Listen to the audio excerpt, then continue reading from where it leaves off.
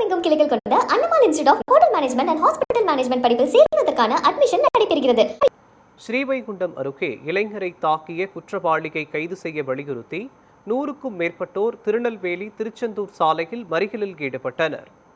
தூத்துக்குடி மாவட்டம் ஸ்ரீவைகுண்டம் அருகே தாதன் குளத்தைச் சேர்ந்த சிவா என்பவர் தாக்கப்பட்டு 3 மாதங்களாக சிகிச்சை பெற்று வந்த நிலையில் சம்பவத்தில் தொடர்புடைய நபர் மீது போலீசார் நடவடிக்கை எடுக்கவில்லை என குற்றச்சாட்டு எழுந்தது.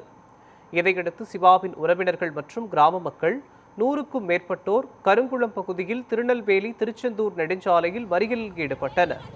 போலீசார் பேச்சுவார்த்தை நடத்தி உரிய நடவடிக்கை எடுக்கப்படும் என உறுதியளித்ததை தொடர்ந்து போராட்டம் கைவிடப்பட்டது. இந்த மறியலால் 1 மணி நேரத்திற்கும் மேலாக போக்குவரத்து பாதிக்கப்பட்டது.